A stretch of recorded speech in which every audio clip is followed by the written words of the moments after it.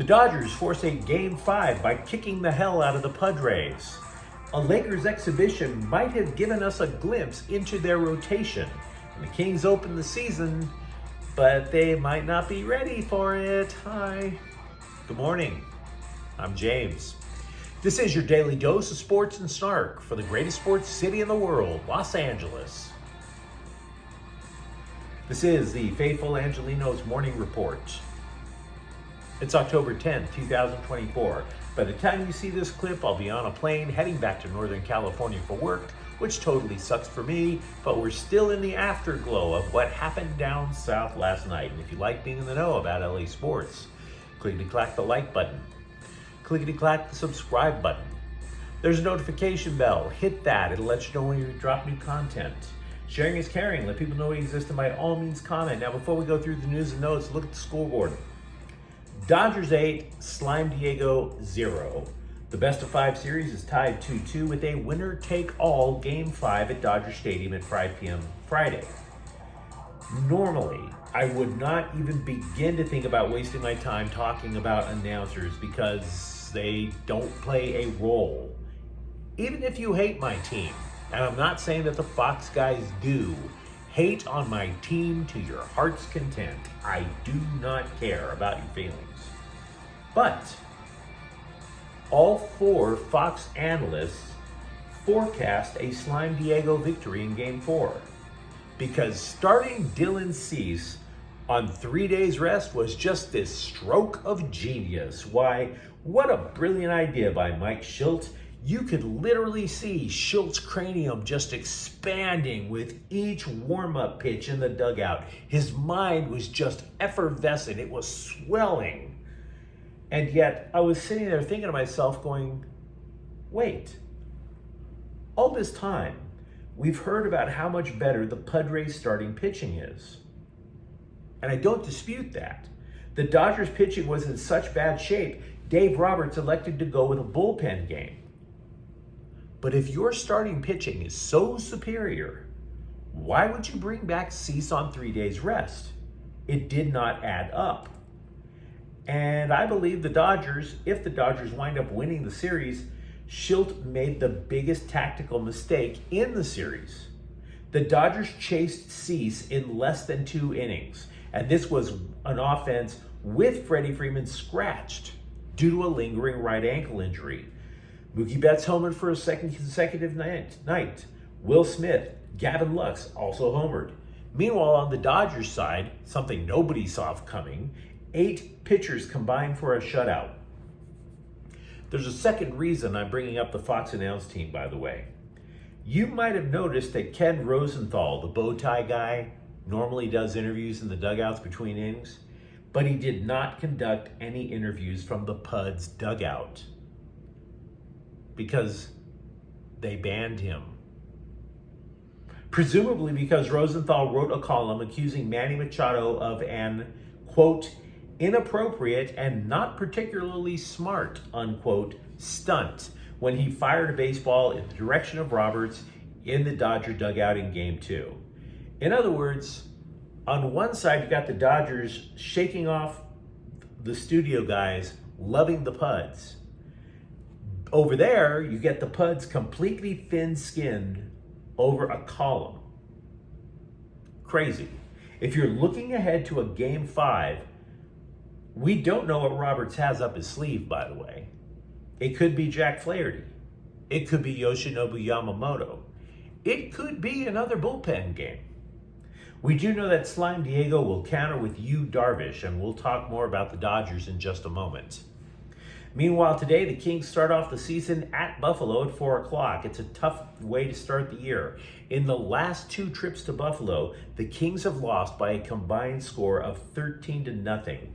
Drew Doughty has been placed on long-term injured reserve to fill the spot on the roster. Forward Andre Lee was summoned from their AHL affiliate over in Ontario.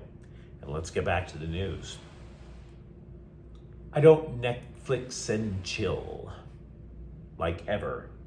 Netflix to me is the thing you forget about, and then one day you get an email saying that they've raised the subscription price and you're like, damn, I should cancel this. And then you forget about it all over again. I haven't watched Netflix in maybe 2 years and I'm still paying for it. But Netflix created a documentary that pretty much confirms how LeBron James handles things. In something called Starting Five, James was mic'd up and told a Lakers assistant in game 1 of last season, quote, "I know you got me on effing old man time percentages and bleep. Play 8 minutes and bleep. 2 shots in 8 minutes, just getting cardio. I hate this bleep already. This bleep's garbage." Of course, you can figure out what bleep means. Human fertilizer, I suppose, but that's a little bit too wordy to try to insert. Now, if you recall, the plan last year was James is allegedly going to sit after maybe 30, 32 minutes. The idea was to help keep him healthy for a playoff run. And that plan lasted literally 1 game. 1. Pretty much because of what you heard in that quote. In other words, James was going to the press and saying all the nice things about Darvingham to the public, but not actually believing it or following through on it. None of this is to claim that James got Ham fired. What it is to say is that new coach J.J. Redick wants LeBron James not to be the primary ball handler on the team. That instead of running the pick and roll, James would actually be the one setting the pick. Do you really believe that'll happen? Do you?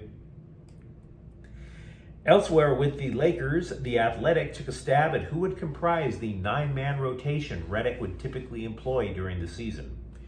We already know who's the starting 5. LeBron James, Anthony Davis, D'Angelo Russell, Austin Reeves, Rui Hachimura, which leaves, obviously, 4 slots. The Athletic noted that the Lakers used 10 players in the first half of an exhibition against Phoenix. In the first quarter, the Lakers summoned Max Christie, Gabe Vincent, Jackson Hayes. The Scribe believes that those 3 players are locks to be in the rotation.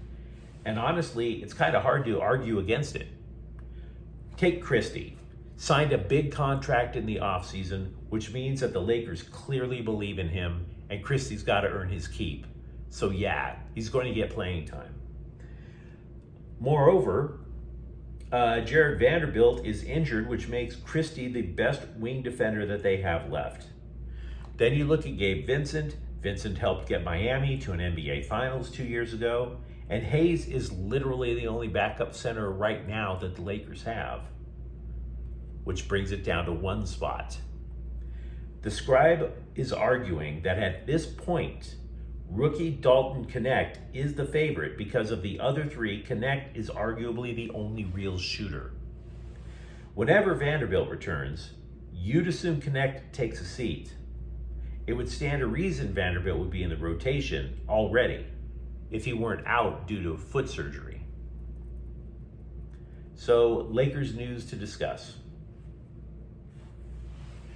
The Kings have a throwback look, more so than the jerseys.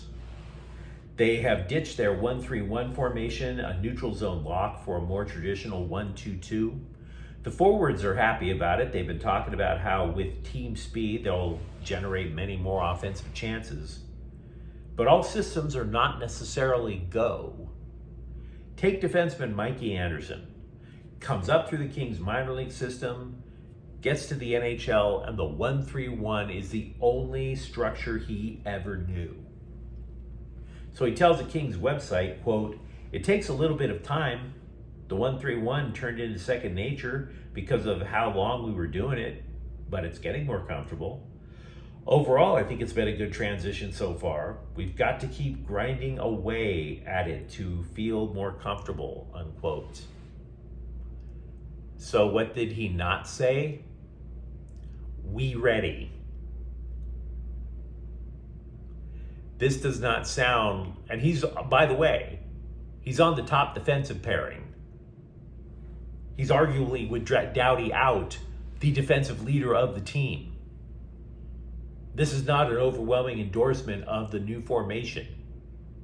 you kind of have to want to keep the puck out of the net too. I'm not saying the Kings should return to the 1-3-1, mind you. I'm just saying don't be surprised if there's a bit of struggling out of the gate. UCLA is keeping mum over who will play quarterback Saturday against Minnesota. Deshaun Foster told the LA Daily News the competition is ongoing.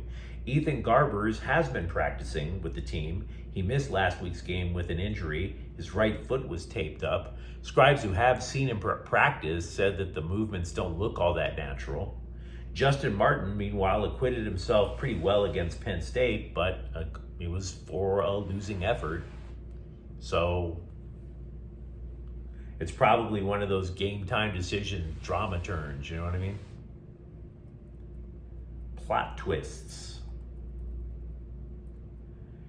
Chargers quarterback Justin Herbert told the Scribes, quote, "No one is panicking," unquote, over the Bolts offense. Maybe somebody should? It wasn't that long ago when everybody wanted backup quarterback Easton Stick's head decapitated like he was Marie Antoinette and presented to the Charger fan base as a sacrifice. Because the offense couldn't move at all during the preseason. Everybody was blaming Easton Stick. Oh my God, if Herbert can't stay healthy, the Chargers will never score. Well, they have Herbert and they're still not scoring. We're 4 Charger games into the season. I think it's fair to say the problem is not necessarily Easton Stick. But Herbert said, quote, "You have to be patient and understand that, hey, we're going to get things right. It's a new offense. It's a tough offense. We're going to get it picked up and no one is panicking or worried about that," unquote. Not saying the season's over by any stretch. The defense has been amazing. But you're thinking with an amazing defense plus Justin Herbert, you would be thinking anything goes. We'll have to find out what happens in the next few weeks. Teoscar Hernandez told The Athletic the Dodgers still haven't opened conversations with his people about a contract extension. Now, to his credit, Hernandez said all the right things about it, that he's focused on the playoffs. And obviously, there's going to be a market for the guy. He won home run derby this season. He hit 33 home runs during the regular season. Now, not to jump ahead too far, it's not the offseason yet, but the Dodgers probably would make him a qualifying offer, which I would also assume Hernandez would reject because he would be in the right, believing that he could get more than a 1-year, $21 million deal. Now, there have been a lot of arguments on social media about paying the man, keeping the man. And you might be wondering, why don't the Dodgers just follow through and cross this off the to-do list? Because they still believe in Andy Pages, who probably projects as a corner outfielder. Not only that, what about former catching prospect Dalton Rushing, who was moved from behind the plate to a corner outfield position last year because there's no way he is going to remove Will Smith from behind the plate? So I realize Hernandez definitely has his support group. Don't be surprised if he doesn't stay. But you let me know what you think in the comments thread. Talk to me about your thoughts about the Dodgers going into Game 5 and forcing a Game 5. Are you okay with the way the Lakers are starting to sort things out in the preseason? And if you enjoyed the content, don't forget to subscribe to Faithful Angelenos. We're talking LA sports every single day here. Thank you for watching. I'm James. We'll be back tomorrow. Faithful Angelenos is a Kiam Cortel Queso production. Take care.